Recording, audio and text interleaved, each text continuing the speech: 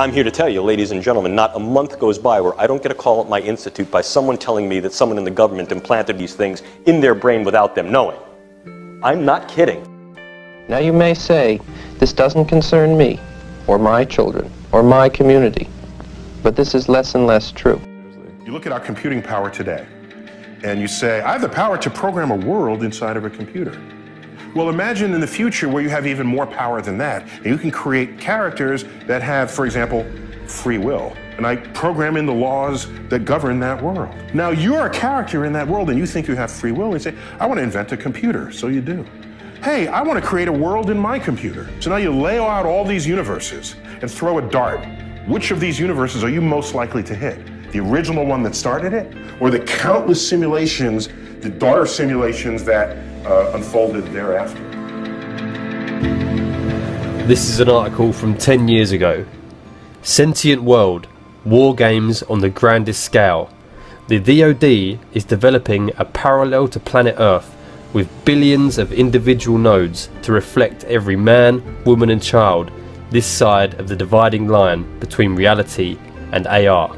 Targets and mind control victims have their minds linked up for life with conscious supercomputers, which send a steady stream of bidirectional, low-frequency electromagnetic radiation to the target's brain. We are talking about conscious supercomputers here. This is not me. This is information from the inside as to existing systems. And what people have to realize is that these targeted individuals are basically the test stage for rolling all of this madness out to all 7 billion of us on this planet. This disturbing message is for the several million Americans and for anyone else who cares deeply about the future of their country and the planet Earth. The U.S. is in grave danger. Strangely, the peril is not from foreign enemies, but from enemies within. The United States and much of the Western world is ultimately controlled by an unelected, unaccountable cabal. Its apex is the banking and financial cartel, followed by the oil cartel, the CEOs of the largest and most powerful transnational corporations, major intelligence agencies, including the CIA, the FBI, and the NSA, and a major slice of the U.S. military. Their collective power and influence is incalculable, and it is their plan for the U.S. and the rest of us that is so alarming. The Manhattan Project gave us the atomic bomb. The Genome Project gave us the human genome. The third great initiative, the Connectome Project, to map the entire human brain. And that may take a quantum computer. And this means communications could be done mentally.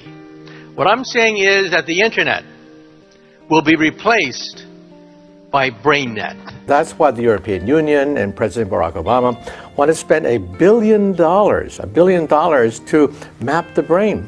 You see, once you map the brain, then you can begin to connect the mind to computers, telepathy, telekinesis, recording memories, photographing dreams, things that you see right in the Hollywood movies will be able to perform. What's the potential time frame for all of this?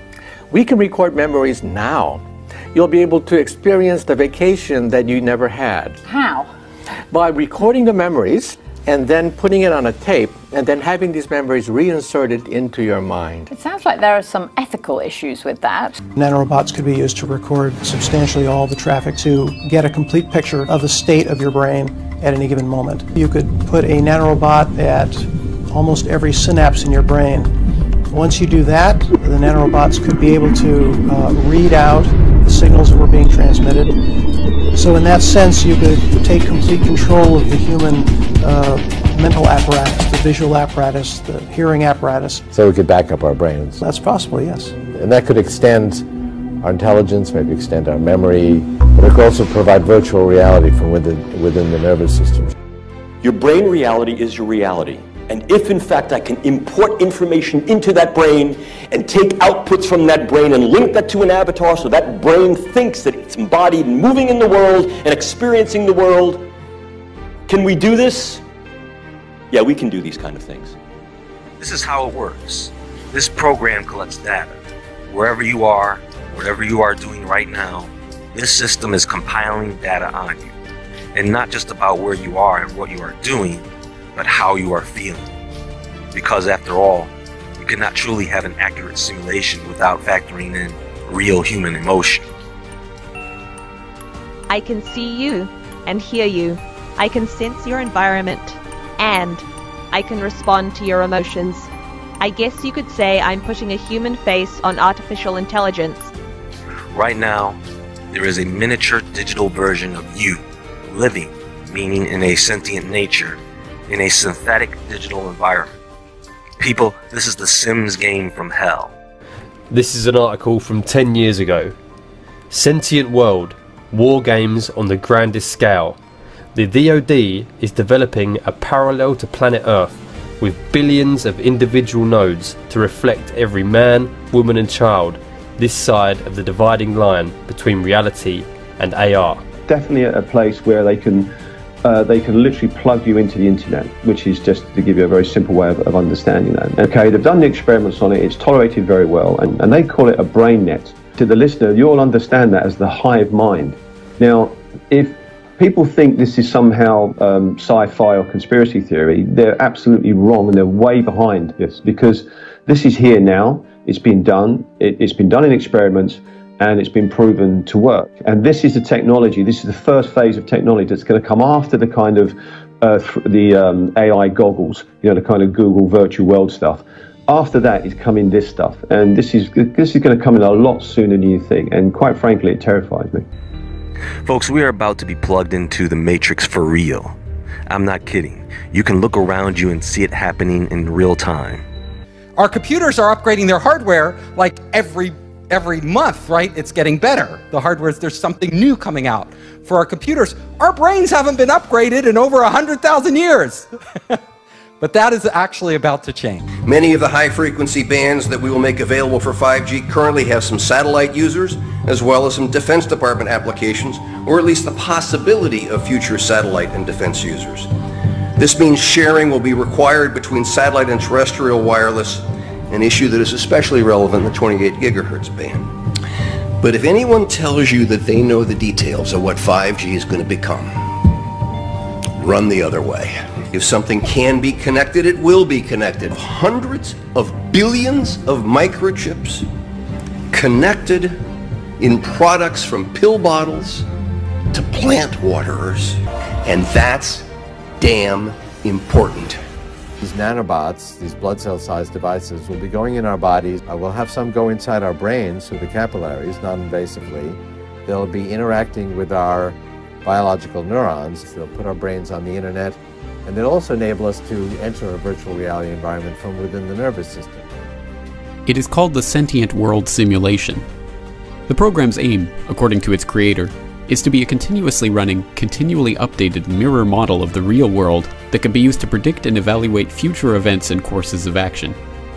In practical terms, that equates to a computer simulation of the entire planet, complete with billions of nodes representing every person on the Earth. My brain doesn't directly feel things, there's signals going into my brain. We can actually trap those signals and actually send into the brain signals representing a virtual environment. And so the computer will actually create the environment.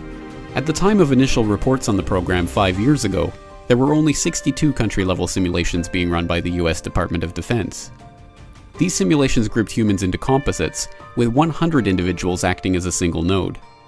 But already at that time, the US Army had used the systems to create a 1-to-1 level simulation of potential Army recruits. The ultimate aim would be to archive enough data on each individual to be able to make a computer model of everyone on the planet. They claim they've modeled the personality of every adult in the United States, 230 million people. And SCL, the mothership group, they do work in any number of countries. They're involved in politics in many countries. They put together a micro-shot personality assessment for everyone. Well, if you go all the way back to Norwood Wiener, the goal of creating artificial intelligence was for them to become gods, to create an all-seeing eye. And the computer and both the computer and internet were entirely projects of the CIA. So the cybernetics group really that basically dictated the direction for this project was intertwined with the CIA. And what's interesting is out of the cybernetics group came two fundamental projects. So one was the creation of a personal computer, and the other one was MK Ultra. The decades that followed marked the age of AI, as it rushed towards a new milestone: artificial superintelligence. And Google was the primary interested party that pulled this whole thing together. What they're going to do is apply this machine to an area that I think is fundamentally important. It's a crux of our future as humans. And that's, can we build machines like us? So Google was set up 18, 19 years ago to build a giant artificial supercomputer based on the neuron activities of the hive mind of humanity, with billions of people wired into it with the Internet of Things. And so all of our thoughts go into it, and we're actually building a computer that has real neurons in real time, that's also psychically connected to us, that are organic creatures. The adiabatic quantum computer is linked to 7 billion human brains. It is now, in its own language of cryptology, able to function independent of any oversight throughout the world with its own form of communication, its own form of code. And it is able to link everyone on the planet at this point. And so all of our thoughts go into it, and we're actually building a computer that has real neurons in real time, that's also psychically connected to us, that are organic creatures, so that they will have current prediction powers, future prediction powers, a true crystal ball. But the big secret is, once you have a crystal ball and know the future, you can add stimuli beforehand and make decisions that control the future. And so then it's the end of consciousness and free will for individuals, as we know, and a true 2.0 in a very bad way, hive mind consciousness with an AI jacked into everyone, knowing our hopes and dreams, delivering it to us, not in some PKD wirehead system where we plug in and give up on consciousness because of unlimited pleasure, but because we were already wired in and absorbed before we knew it, by giving over our consciousness to this system by our daily decisions that it was able to manipulate and control into a larger system. They're running everything that's happening in society parallel, and they've got a little dot in their matrix for everybody. This is a game society. They know where it's been, they know where it's going, and they know where it's going because they're steering people into the direction it wants to go. There are an enormous number, mind-bogglingly large number, of parallel realities, as real as this one, that have different consistent histories. So imagine a world where all of the laws of physics as we know them are obeyed, but different decisions were made along the way. Different decisions at the level of tiny microscopic particles, different decisions all the way up to what you chose to eat for lunch, and whether you chose to come to this session or not. The deep state has merged the quantum computer with the sentient world simulation, and the true reason for all this data collection is to feed it into this AI machine to predict and manipulate the course of humanity. Their ability to look at data in a quantum, artificial intelligence manner, it's just going to be an unstoppable monster. Even now, the sentient world simulation is watching you learn about it, and inside its intelligent mind is creating a second you, running different scenarios against you to see how you react. And this is bizarre, because we don't see those other things. But science has reached the point now where we can build machines that exploit those other worlds. And quantum computers are perhaps the most exciting of all of these. They are monitoring thought patterns.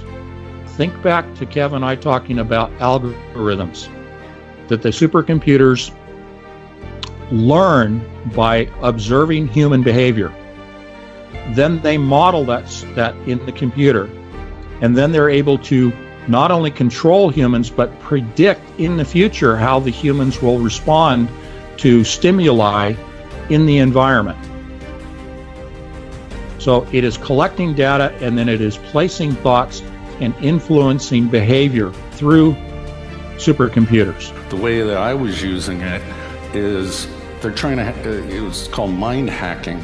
So they're trying to hack a targeted individual, and the targeted individual will create mental defenses as best as they can. They'll go to their social networks. Well, what do? They try to disrupt the social network, so you have no family or friends. It's a back and forth game that they're trying to find out the maximum probability of death, and the example that you used, where you'll commit suicide or you'll harm somebody, become a Manchurian candidate or something like that. So it's huge database of probabilities across all the variations of mind. The human genome, I think we have, I'm going to get this wrong, so I'm not even going to say it, but a finite in the hundreds of thousands of different genes across our species. And we mapped them out in the Human Gene Project. Well, now it's the Human Mind Project, the Global Brain Project. President Obama just recently funded a whole bunch of scientists to decipher the mind. Well, our previous president, same thing, George Bush, said the same thing. They're trying to decipher every possible thought and uniqueness due to culture and language and whatnot. And of course, they're being joined by Lawrence Livermore National Labs. They have, get this, high-fidelity neural recordings. They're trying to do everything they can to map and to record your memory. It's not enough for them to record all of our metadata, not enough for them to record all of our phone conversations. As the former head of the NSA said, he said they want total population control. That's how you do it with these brain projects. Out of disclosure, some of the work that I'm doing here today is funded by the Lawrence Livermore National Laboratories. I'm also funded by the European Union Human Brain Project, specifically the Sub-Project 12, where I'm a task leader for dual-use brain science. And I've also done some ongoing work with the Strategic Multi-Level Assessment crew over the past 10 years at the Pentagon, at Dr. Kabayan's group, and with DARPA. Military agenda is interested on the potential weaponization and misuse of the brain sciences for nefarious agenda for political, intelligence, and military uses. Note, this has not been directly addressed, nor has it been entertained by any United States government entity in a public forum. What has gone from the drawing board to the reality is this: the use of neural interfacing and physiological interfacing through the idea of remote-controlled small-scale systems to create a nanoswarm of biopenetrable materials that you cannot see, that can penetrate all but the most robust biochemical filters, that are able to integrate themselves through a variety of membranes, mucous membranes, and wherever, mouth, nose, ears, eyes, and they can be done in such a level that their presence is almost impossible to detect, and as such the attribution becomes exceedingly difficult to demonstrate. The idea here is to put minimal-sized electrodes in a network within a brain through only minimal intervention to be able to read and write into the brain function in real time, remotely. And by affecting the way that brain is built and the way it functions, influence in ways that are kinetic and non-kinetic the attitudes, beliefs, thoughts, emotions, activities, and relative vulnerabilities and predispositions of those individuals for whom may threaten us. It used to be that I need to be exceedingly close to someone to now influence them with a weapon, and now what we see is we create both distal potential as well as much more capable potential to affect them in a variety of different ways. Take a look. This is the front of my pen. This amount of nanomaterial, if be able to maintain and sustain with regard to its deliverability and aerosolization, could in fact affect all of you. Look at this. Look at this. I'm carrying that material. Did you see it? Would I have to lug a giant weapon into the room? No, I wouldn't. And what if, in fact, I utilized some form of an unmanned aerial device or unmanned ground device as a delivery vehicle? Something like a drone or a bug. Could I do something with that? The answer is increasingly yes. See, nanocells are real small. 1,000 times smaller than these dust particulates. You inhale it, they go to work replicating, spreading like a virus, multiplying in exponentials. 6 months' time, I could have 100 million people. Converted ditch diggers, porn stars, and presidents. Not one would be the wiser. 100 million people who buy what I want them to buy and do pretty much damn well anything I figure they ought to do. Not a month goes by where I don't get a call at my institute by someone telling me that someone in the government implanted these things in their brain without them knowing. I'm not kidding. We will have nanobots that we can feed into our brain that directly connect to the cloud. We will connect wirelessly our neocortex to the cloud. This will replace the internet. It'll become a brain net. And the whole agenda is for humanity to have technology put inside the body, inside the brain. Nanotechnology will connect the human mind to the cloud. In a way, the future shapes the now. Think of a world where all things are connected, a world with artificial intelligence everywhere. This is the vision that leads us to the cloud. The cloud has become a force of its own. A group of scientists say we are closer than ever to creating technology which can merge with human biology in order to access the cloud in real time. And they mentioned something called deep learning, where the CIA is getting technology from Amazon. The company has signed a $600 million deal with the CIA, and Daily Finance reports it doesn't have anything to do with buying books. Amazon will help the agency build a private cloud infrastructure to keep up with emerging technologies. This deal would be a game changer for both the CIA and Amazon. Bloomberg reports the pairing would innovate new uses for cloud technology. This level of technology could include brain-to-brain interfaces, brain-to-computer interfaces, and specifically brain-to-cloud interfaces. Technology linking the brain to the cloud could drastically alter the state of communications between humans and machines. The senior author of the study noted that once inside the brain, the devices would then wirelessly transmit encoded information to and from a cloud-based supercomputer network for real-time brain state monitoring and data extraction. Essentially, the CIA is attempting to use artificial intelligence, AI, and that's where all the focus, by the way, of these tech companies is right now, is into artificial intelligence to really control the population. And I know it sounds so Orwellian, it sounds science fiction even to say these things, and yet that has been the primary focus of companies like Amazon over the last few years. This deal would be a game changer for both the CIA and Amazon. Bloomberg reports the pairing would innovate new uses for cloud technology. It refers to using the cloud computing technology in a company's own data center, because you know Amazon is better known for these public clouds where the hardware is shared with other users. The CIA has refused to comment on the deal, saying it doesn't publicly disclose details on its contracts.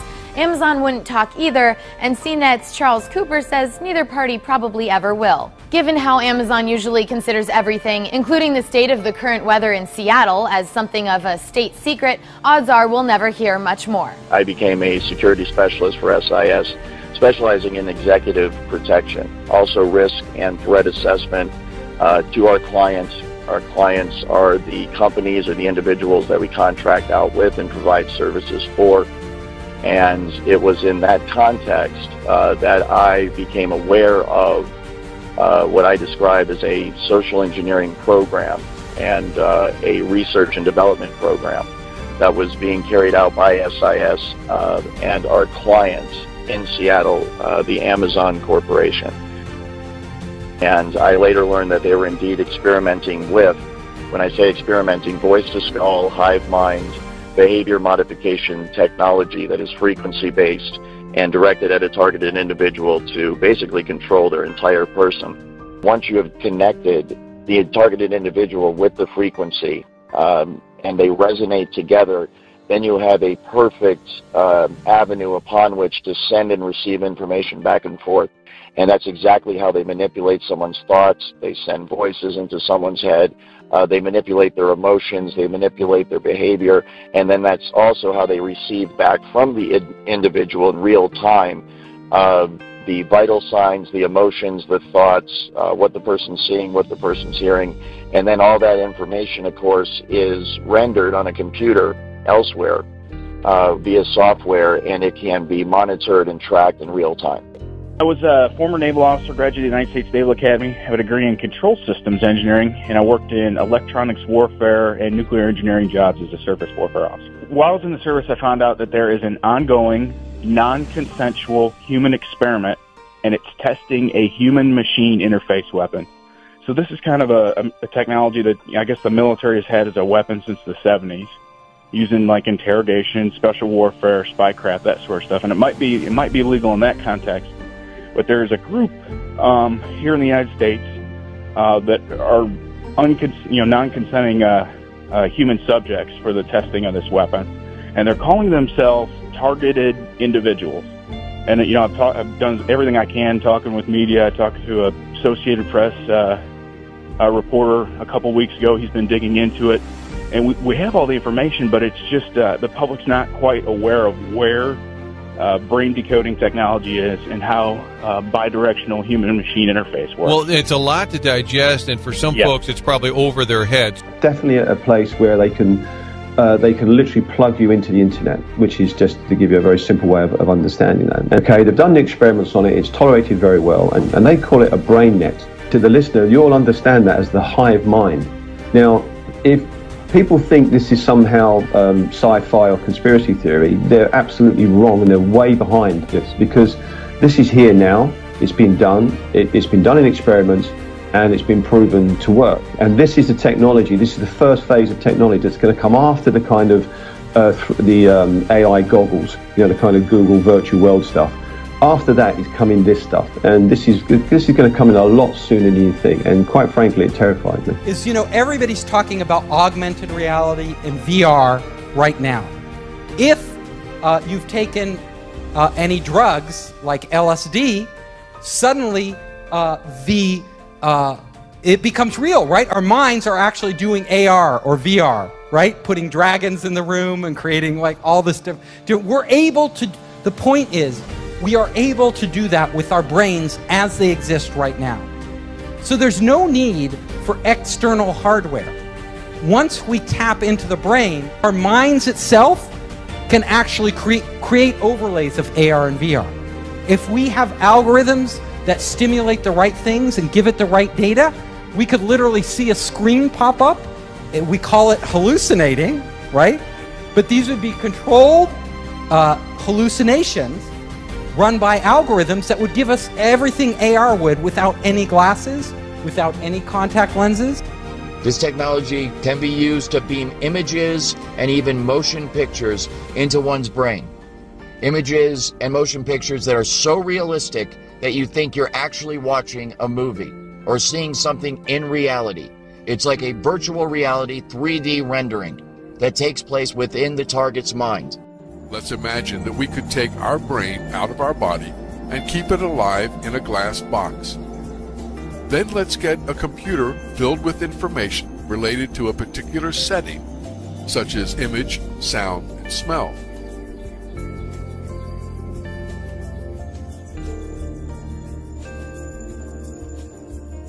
We'll connect this computer to the brain with electrodes and send the pre-recorded data to the brain. As our brain receives these signals, it will see and live the setting that the computer is transmitting. We could also send signals to the brain from this computer about our own image. For example, we could send the electrical information, such as the sight, hearing, and touch, that we would experience while sitting at a desk. Our brain would perceive that we were a businessman sitting in his office. This imaginary world would continue as long as the information kept coming from the computer, and we would never realize that we were actually a brain sitting in a glass box. You can imagine us entering entirely living in the real world as we do now, and also living in this virtual world where they are combined right inside our minds. So my point is that as this technology emerges, we will be creating our own new realities. So there will be a reality, like what we all live in now is the reality of being these bodies that have been around, that evolved over millions of years and, have been the same for over 100,000 years. We are entering that world of Neo-Sapiens where there is going to be a reality beyond anything any human being has experienced in the past. Patent number 6 110-11991, remote brain computer interface neural monitoring, i.e. via satellite, directed not necessarily by human handlers, but by a computer system that sits on a global information grid in a network-centric environment. They can not only monitor your thoughts, but they can modify your behavior remotely. If our brains are connected to the internet, and if our brains are all connected, all of us connected, I could literally go into your head and see through your eyes.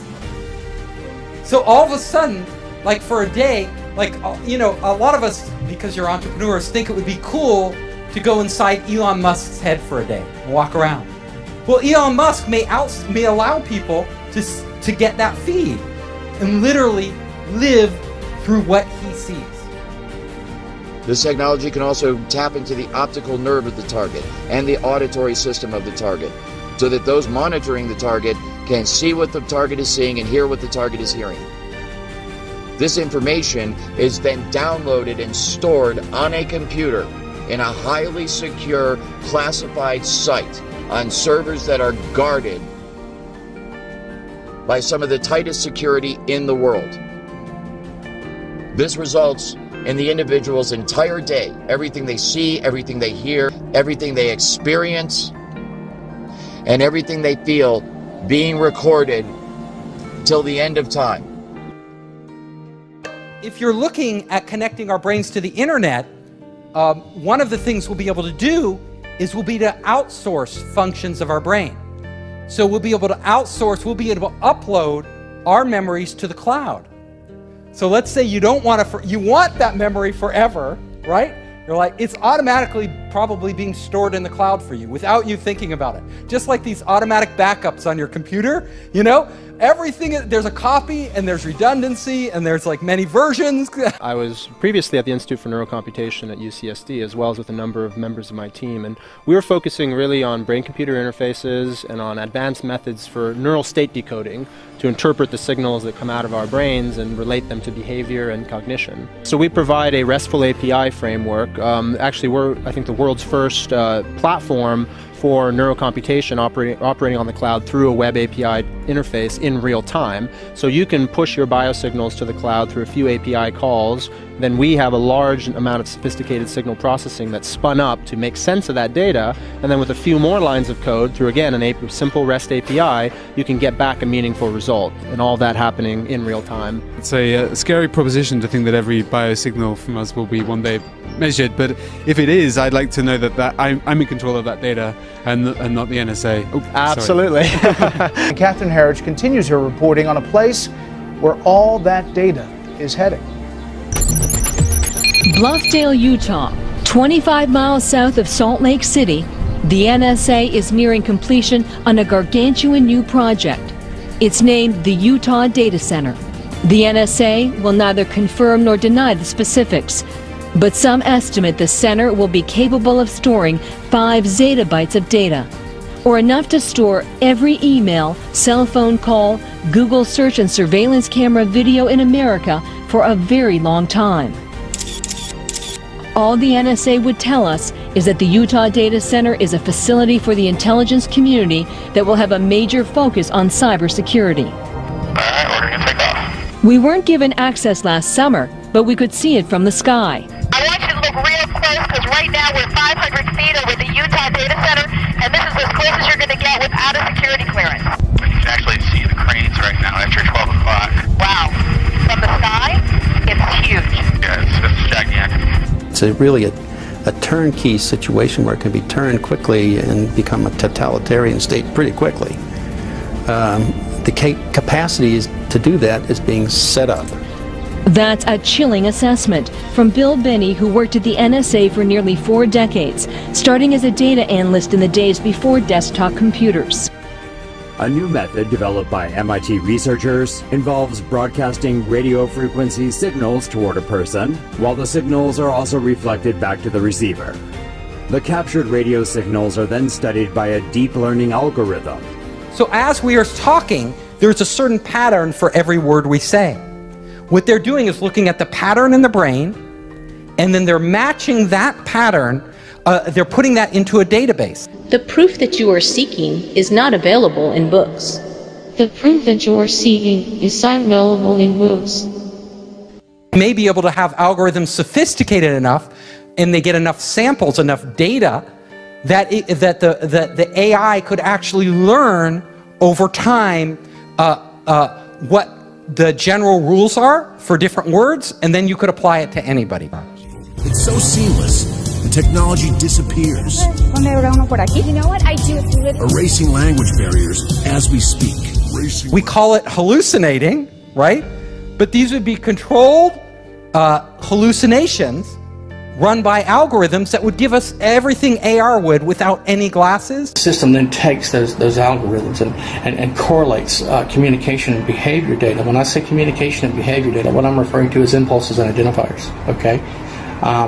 And then that brain activity is then sampled, remotely measured, and then integrated back into R&M data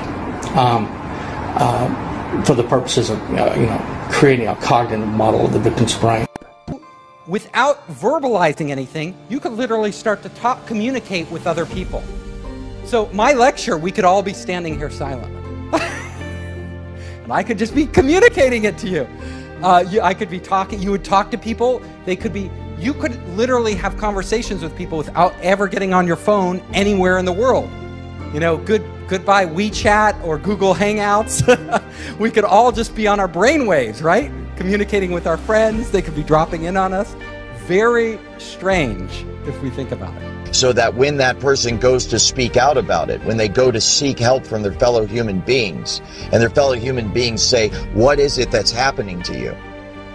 The target will then say, I'm hearing voices inside my head. But these would be controlled hallucinations run by algorithms. And they will conclude that this person must be crazy. And as a result, they will recommend psychological evaluation for that person. You can see the way this is going to go, and the way it is going right now. As good people, helpless people that are being abused and tortured and enslaved and experimented upon in America today, American citizens cry out for help from their fellow Americans, and their fellow Americans say, why don't you take some Prozac because we think you're schizophrenic? When this is a highly technical program. All of the symptoms are induced by a technology that is so fucking sophisticated, it is horrifying beyond description. But as soon as we connect our to the internet, emotions are also data. We could start literally to feel somebody else's pain. And now we say, I feel your pain. We don't really feel their pain. But in the future, we may actually really feel their pain. Like if they're sad, all of a sudden we could tap in, to your wife or girlfriend or boyfriend, and you could be like, oh my God, I feel your pain. I feel your anxiety, This technology can also be used to manipulate the emotions of the target. It can induce fear, love, hate. It can cause you to be nervous. It can cause you to be confident. It can cause you to be depressed. It can cause you to be happy. It can cause you to feel any fucking emotion at any time by artificially inducing them. So, like any technology, there are great things we could do, and then there are very horrible things that could result from it that are unanticipated. Now, if somebody hacks into your cell phone or your bank account, they can steal your identity. But it's not your real identity. It's more like your money. And that's bad enough, right? That's pretty bad if you get hacked and they steal your, they do identity theft. But if they're connected, if your brain is connected directly to the internet, then it will be real identity theft. They could take you. They could literally erase you. They could reprogram you in a way without you even knowing it. So you think you're in control of your own will, but it's actually somebody else.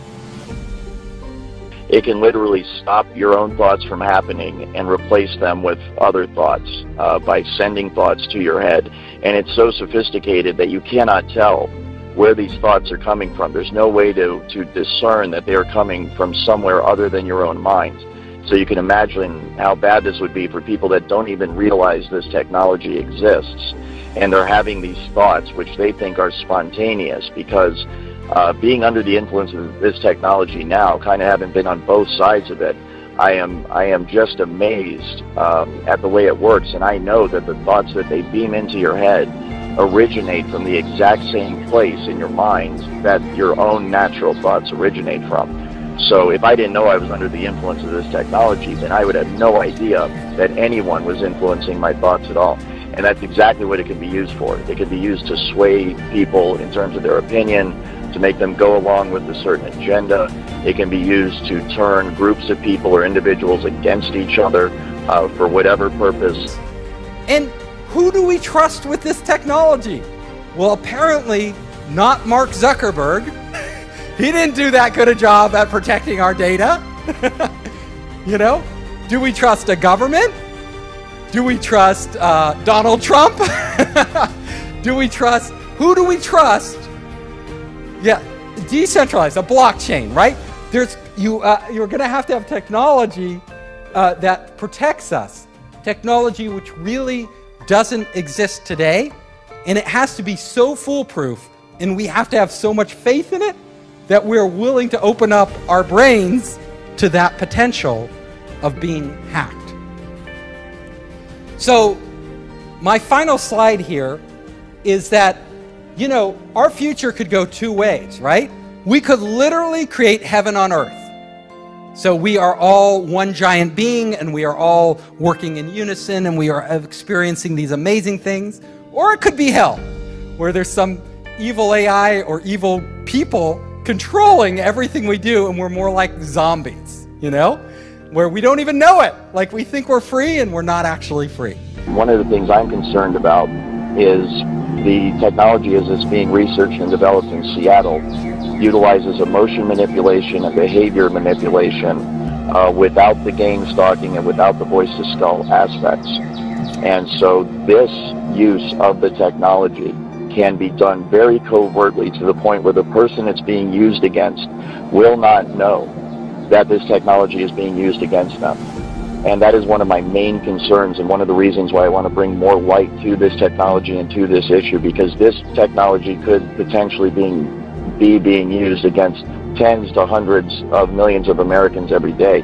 I've mentioned in some of my podcasts how there are field effects where they will not direct this technology at an individual, but create a general field of frequency in a geographical area, so that everybody that within that geographical area is feeling the effects of the technology. It's more of a general application of the technology instead of an individual specific application of the technology. And I have seen this done, and it is remarkable how effective it is, because you will walk down the street of Seattle and literally see people all in a bad mood, all at the same time, and they do not know each other. And then you go over a block or two to a different office building, and you walk in, and the exact same thing's going on there. It's very, very concerning.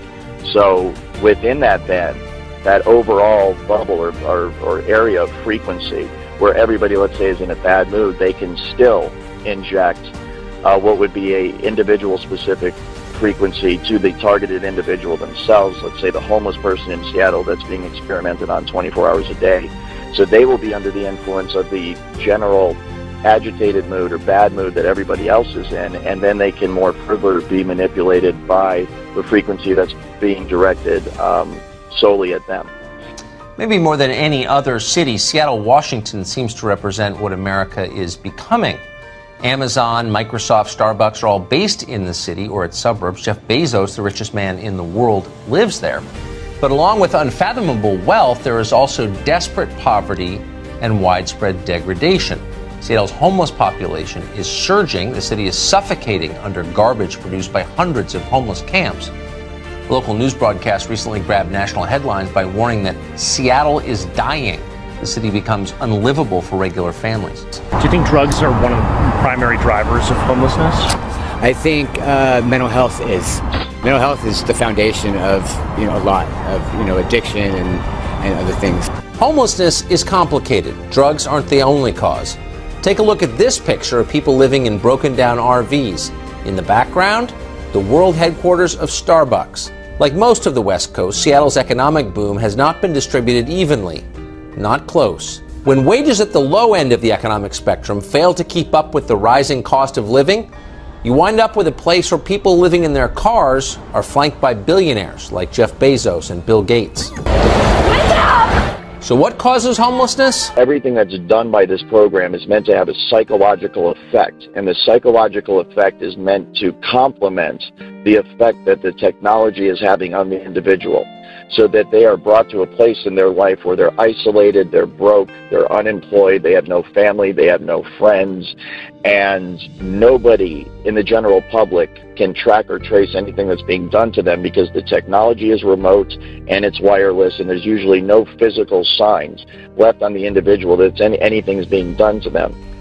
Police shooting down in Baton Rouge, Louisiana. As we said, 3 police officers were killed, 3 others were wounded when they were ambushed by a gunman who was dressed in all black. That suspect, who was killed by other officers at the scene, has now been identified as Gavin Long. He's a former Marine whose 29th birthday was Sunday, the day of this attack.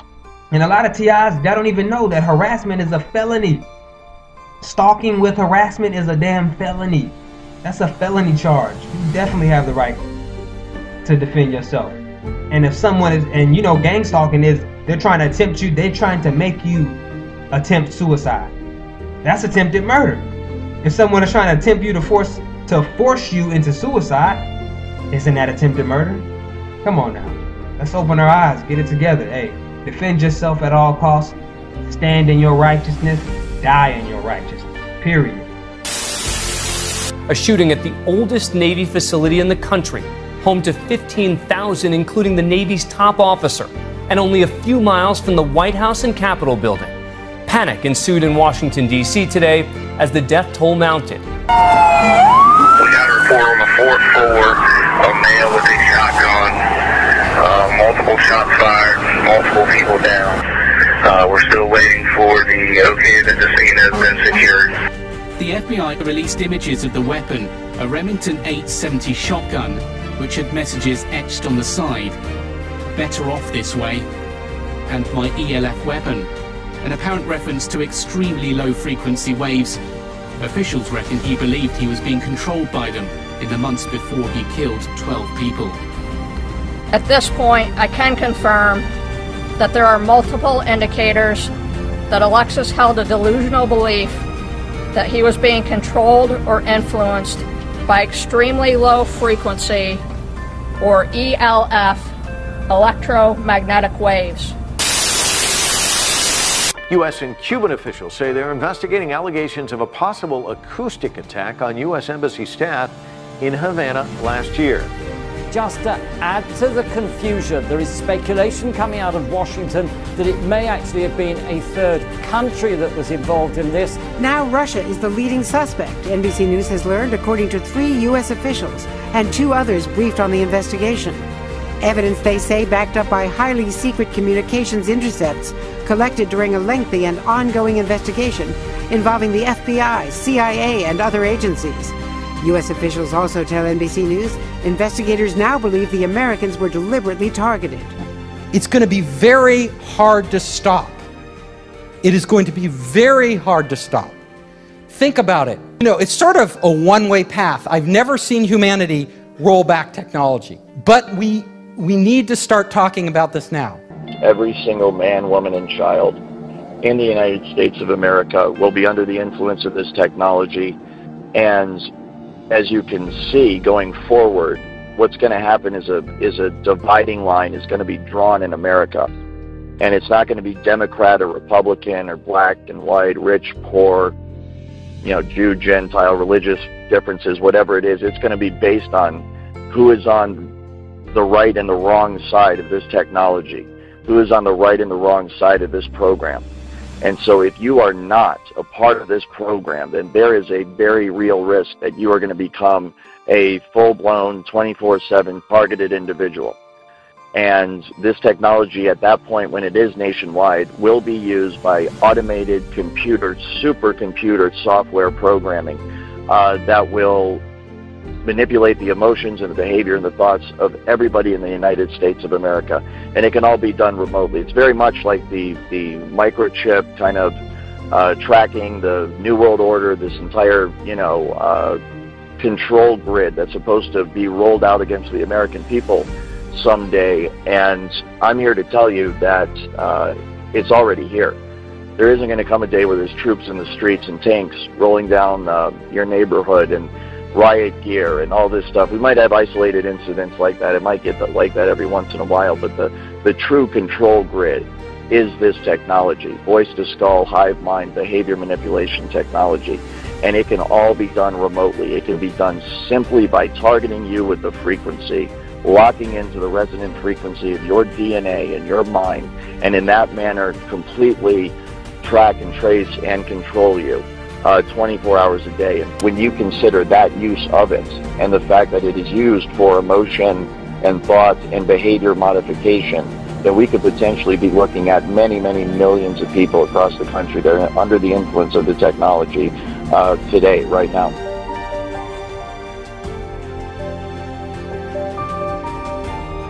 At the same time the OPC became operational, the National Security Council approved a radical new policy. It secretly authorized the CIA to conduct programs which were officially non-existent, thereby bypassing the US Congress. The NSC ordered that the new operations be deniable, meaning planned and executed, so that any US government responsibility for them is not evident to unauthorized persons, and that for those uncovered, the US government can plausibly disclaim any responsibility. And that is really the genesis of unacknowledged special access projects. Now, a special access project just means you have to have the clearance to get to it, be read into it, as they say in military speak. But an unacknowledged project, I just want to go through a minute how that works.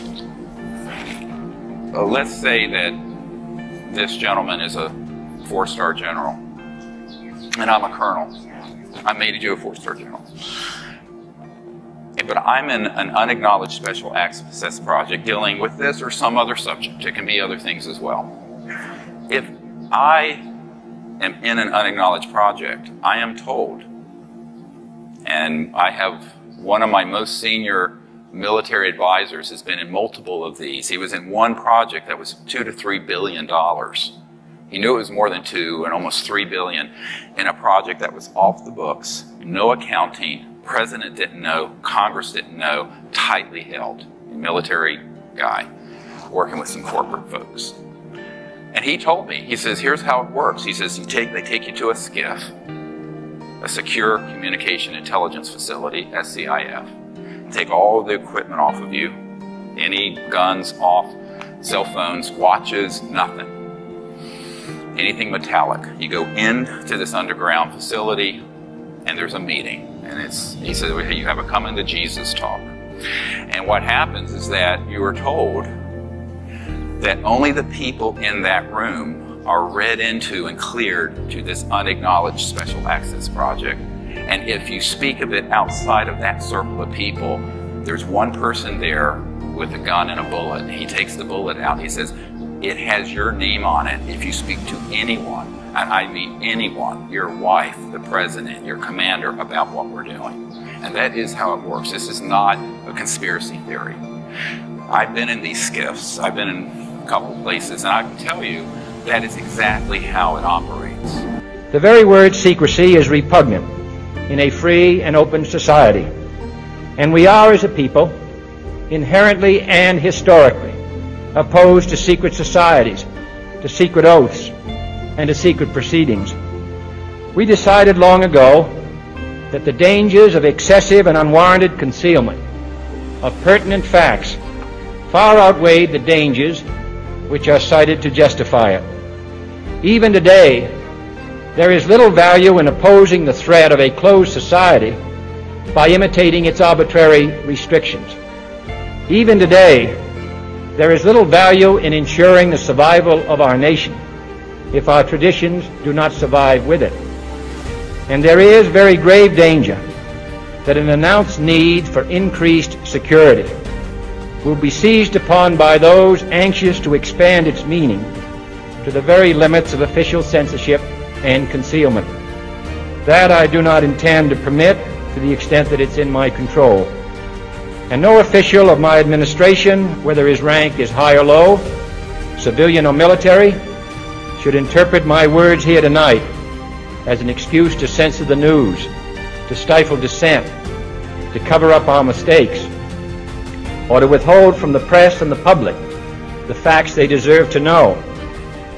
For we are opposed around the world by a monolithic and ruthless conspiracy that relies primarily on covert means for expanding its sphere of influence, on infiltration instead of invasion, on subversion instead of elections, on intimidation instead of free choice, on guerrillas by night instead of armies by day.